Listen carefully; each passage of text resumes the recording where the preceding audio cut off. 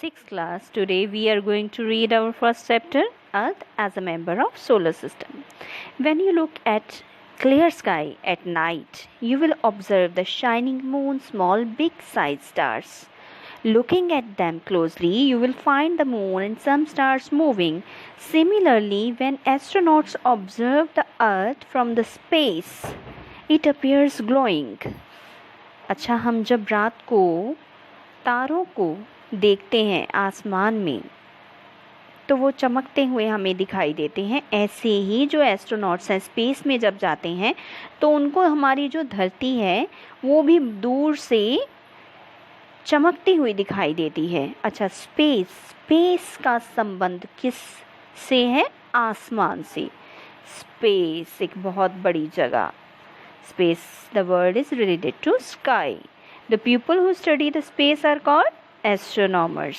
Astronomers जो इसके बारे में स्टडी करते हैं और जो जाते हैं स्पेस में रॉकेट्स में बैठ के, उनको बोला जाता है एस्ट्रोनॉट्स। जैसे Kalpana Chawla US astronauts of Indian origin who died while traveling back to Earth from the space year back. You will be amazed to see that every day the sun rises and sets. So many questions arise in your mind. You will be eager to know all about it. In this book, you will get a brief knowledge about all this. Okay? First of all, we will know about universe. Okay, universe. Universe क्या होता है? Universe, ब्रह्मांड एक शब्द ही नहीं है, इसमें बहुत सारी चीज़ें शामिल हो जाती हैं और इसका जो घेरा है हमारे यूनिवर्स का वो बहुत ही विशाल है। इसका आर पार जो है वो नहीं पाया जा सकता है। हम कहते हैं किसी का अंत नहीं, भगवान का जैसे परमात्मा का अंत नहीं पाया जा सकता है, ऐसे ही उसकी बनाई हुई सृष्टि के भी बहुत सारे रहस्य हैं जिनको जानना असंभव है मनुष्य के लिए। तो वैज्ञानिक भी ब्रह्मांड का आर पार पाने में सफल नहीं हुए हैं, उनको भी इसके बहुत सारे रहस्यों का ज्ञान नहीं है। बहुत सारी ऐसी चीज़ें हैं जिनका अभी तक उसको पता ही नहीं है। तो जो चीज़ें पता है उनका हम लोग वर्णन करते हैं। तो इस पार्ट में हम उन सभी चीज़ों को बताएंगे। यूनिवर्स में क्या चीज़ें शामिल होती हैं हमारे ब्रह्मांड में? The sun, the planet, the earth, the moon, small and big stars, just gases, all are present in the universe. हमारे यूनिवर्स में ये सारी की सारी चीज़ें जो अभी मैंने बोली हैं वो शामिल होती हैं। प्लैनेट्स, सैटेलाइट्स, कमेट्स, मेटेओर्स, मेटेराइट्स, एस्ट्रॉइड्स, ये सारी चीज़ें भी इसमें शामिल होती हैं।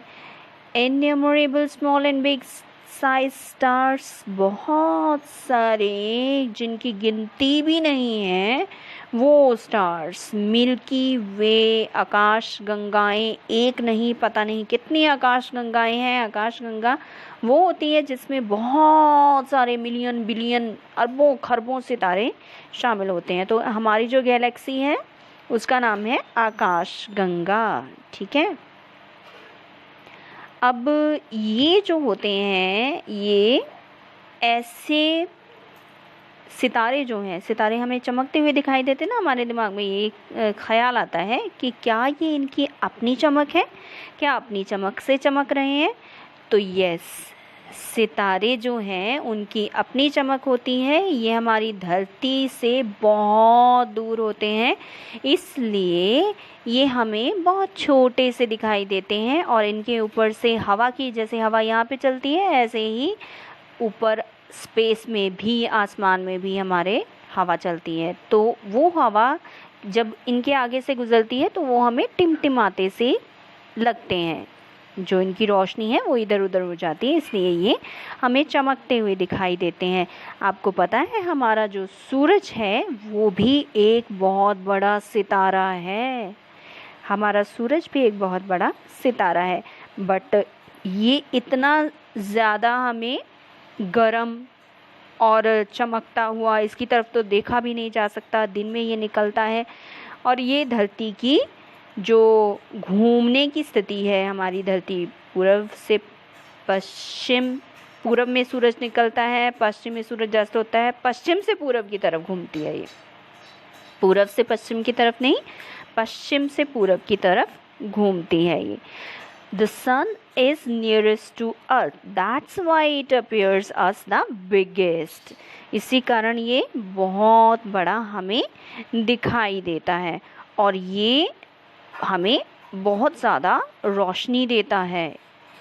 और जो हमारी धरती है उसके ऊपर इसकी रोशनी पड़ने की वजह से स्पेस में जो एस्ट्रोनॉट्स हैं उनको ये चमकता हुआ दिखाई देता है। जो हमारी जो धरती है वो चमकती हुई दिखाई देती है।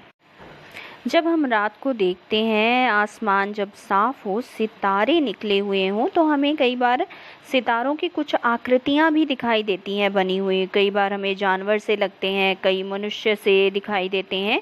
तो such group of stars are called constellations forming various shapes. इनको जैसे सप्तऋषि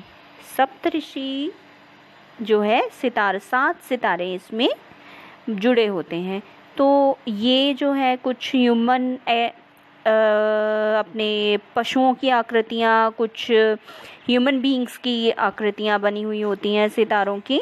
तो ये पुरातन काल से ऐसे ही चले आ रहे हैं। तो जो सप्तऋषि हैं उनको ग्रेट बियर, जो 7 स्टार्स का ग्रुप है उनको ग्रेट बियर कहा जाता है। तो ये जो सितारे हैं हमारी धरती से बहुत दूर हैं, ये हमें पता चल चुका है। ये चमकते क्यों हैं ये भी हमें पता चल चुका है।